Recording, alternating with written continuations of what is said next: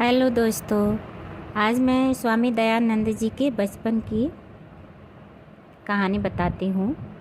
जो स्वामी दयानंद जी अपने पिताजी से प्रश्न करते हैं कि पिताजी शिव कौन है और मृत्यु क्या है। तो आइए शुरू करते हैं। जमाना रंग अपना कुछ न कुछ सब पर चढ़ाता है, मगर कुछ लोग रंग अपना चढ़ाते हैं जमाने पर। अमल से ज़िंदगी बनती तो हम सब ही बना लेते, नवाजिश जब तलक उसकी न हो कुछ हो नहीं सकता। यह कहानी स्वामी दयानंद जी के बचपन की है। उनके हृदय में ऊपर लिखी दो जिज्ञासाएं उत्पन्न न हुई थीं। इन जिज्ञासाओं का समाधान खोजकर उन्होंने जमाने पर अपना रंग चढ़ा ही दिया। गुजरात काठियावाड़ राज्य में टंकारा नाम का एक छोटा सा नगर है। यहाँ आज से लगभग एक शताब्दी पूर्व एक ब्राह्मण परिवार रहता था। इस परिवार के मुखिया करसन जी थे। यह परिवार धन धान्य से संपन्न था। करसन जी शिव भक्त थे। इनके घर फाल्गुन कृष्णा दशमी संवत 1881 सन 1824 में एक बालक ने जन्म लिया, जिसका नाम मूल शंकर रखा गया। किसी को क्या पता था कि यह बालक संसार को जीवन ज्योति प्रदान करेगा, पाखंडों में फंसे हुए लोगों को ज्ञान का प्रकाश देकर सन्मार्ग पर चलाएगा। पिता पौराणिक पार्टी के शिव भक्त थे, अतः वे पुत्र को भी अपने जैसा ही शिव भक्त बनाना चाहते थे। वे उसे बचपन से ही शिव पुराण की कथा सुनाया करते थे। बालक मूल शंकर की बुद्धि तीव्र थी, अतः उसने बाल्यावस्था में ही पुराणों की अनेक कथाएं याद कर ली। साथ ही 10 वर्ष की अवस्था तक संस्कृत के कई छोटे छोटे ग्रंथों को भी पढ़ लिया। घर के वातावरण ने उन्हें पूरी तरह शिव पर श्रद्धा रखने वाला भक्त बना दिया। वे प्रतिदिन मंदिर में जाकर शिव की अर्चना करते और ओम नमः शिवाय मंत्र का जाप करते थे। एक साधारण सी घटना के कारण मूल शंकर के जीवन में एक नया मोड़ आ गया। शिवरात्रि का अवसर था। परिवार में सबने बड़ी श्रद्धा से शिव का व्रत रखा। पिता ने उन्हें भी कहा, बेटा मूल, तुम भी शिवरात्रि का व्रत रखो। व्रत रखने से देवताओं के देवता महादेव शिव शंकर प्रसन्न होंगे। वे सारे संसार के स्वामी हैं। तुम्हें बहुत पुण्य मिलेगा, शिव जी के दर्शन होंगे। इस उपदेश को सुनकर मूल शंकर ने भी श्रद्धापूर्वक व्रत रखा। सारा दिन कुछ खाया पिया नहीं। सायंकाल होते ही पिता के साथ शिव पूजन के लिए वह मंदिर में पहुंच गए। उसने सारी रात जागकर शिव की पूजा करने का निश्चय किया। उस समय मूल शंकर की आयु 11 वर्ष की थी। दिन भर निराहार रहकर मूल शंकर ने शिव पुराण की कथा सुनी। स्वयं भी शिव स्तोत्र का पाठ किया। उसके हृदय में भक्ति का अथाह समुद्र हिलोरे ले रहा था। पिता के समान उसने भी पूजा सामग्री अर्पित करते हुए शिव पूजन किया। एक पहर बीत गया, दूसरे पहर का पूजन आरंभ हुआ। जब तीसरे पहर का पूजन आरंभ हुआ तो भक्त लोग खराटे भरने लगे।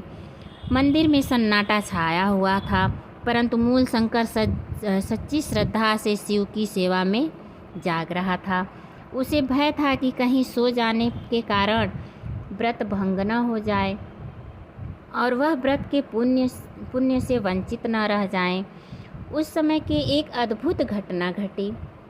इस घटना ने मूल शंकर के हृदय में एक क्रांति की लहर उत्पन्न कर दी, उथल पुथल मचा दी। एक चूहा मंदिर में से किसी बिल से निकलकर महादेव जी की मूर्ति पर आ चढ़ा और उस पर चढ़ाए हुए फलों को खाने लगा। यह देखकर बालक मूल शंकर के मन में अनेक प्रकार के विचार उत्पन्न होने लगे। क्या यह वही शिव हैं जो संसार को चलाते हैं? क्या ये सच्चे शिव हैं? यदि यह सच्चे शिव होते तो क्या यह छोटा सा चूहा इनका इस तरह अपमान कर पाता? शिव पुराण में तो इन्हें दैत्यों और दुष्टों का विनाश करने वाला कहा गया है, तो क्या संसार का उत्पादक पालक और संहारक शिव कोई और है? यदि वह है तो कौन है और कैसा है। अपनी शंकाओं के समाधान के लिए मूलशंकर ने समीप ही सो रहे पिताजी को जगाया। करसन जी उनके प्रश्नों का उत्तर न दे सके। उन्होंने झुंझलाकर शिव के बारे में ऐसी बात करने को कहा, परंतु मूलशंकर अब भी सोच रहा था। झुंझलाकर शिव जी के बारे में ऐसी बात न करने को कहा, परंतु मूलशंकर अब भी सोच रहा था कि यह सच्चा शिव नहीं हो सकता। जो अपने ऊपर से एक छोटे से चूहों को नहीं हटा सकता, वह हमारी और संसार की रक्षा कैसे कर सकता है। इसी उद्विग्नता में एक मंदिर से उठकर घर चला आया। पानी पीकर व्रत भी तोड़ दिया। मूलशंकर के मन में अब सच्चे शिव को पाने की लगभग उत्पन्न हो चुकी थी।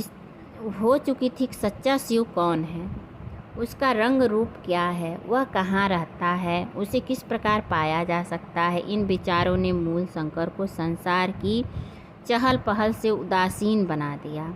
इस घटना के पश्चात मूलशंकर ने अपना मन पढ़ाई लिखाई में लगा लिया। लगभग 2 वर्ष बाद एक रात मूलशंकर अपने संबंधियों के साथ किसी मित्र के घर में कोई खेल तमाशा देखने गया हुआ था। वहीं उसे पता चला कि उसकी बहन को हैजा हो गया है।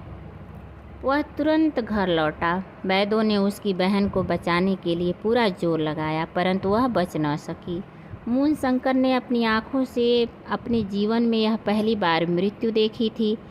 जिस बहन को 4-6 घंटे पहले वह हंसता खेलता छोड़कर गया था, वही अब संसार से उठ गई। घर के लोगों ने रोना पीटना शुरू कर दिया, परंतु मूलशंकर दीवार से लगा हुआ चुपचाप मृत्यु के संबंध में सोचता रहा। कुछ समय और बीता और फिर एक दिन उसके चाचा भी परलोक सिधार गए। मरने से पहले उन्होंने मूलशंकर को बड़ा प्यार दिया था। उनके मरने पर मूलशंकर भी फूट फूट कर रोया, जबकि बहन के मरने वह सोचता ही रहता था। बहन की मृत्यु पहला धक्का था, चाचा की मृत्यु दूसरा धक्का बन गई। वह सोचने लगा, यह सब क्या है? क्या सभी को एक न एक दिन मरना है? क्या मैं भी ऐसे ही मर जाऊंगा? आखिर मृत्यु है क्या? क्या मनुष्य इससे मुक्त नहीं हो सकता? मूलशंकर को वैराग्य होने लगा। वह घर बार छोड़कर सच्चे शिव की खोज और मृत्यु का हल ढूंढने के लिए घर से निकल गया। मूलशंकर ही बाद में स्वामी दयानंद के नाम से प्रसिद्ध हुआ। धन्यवाद।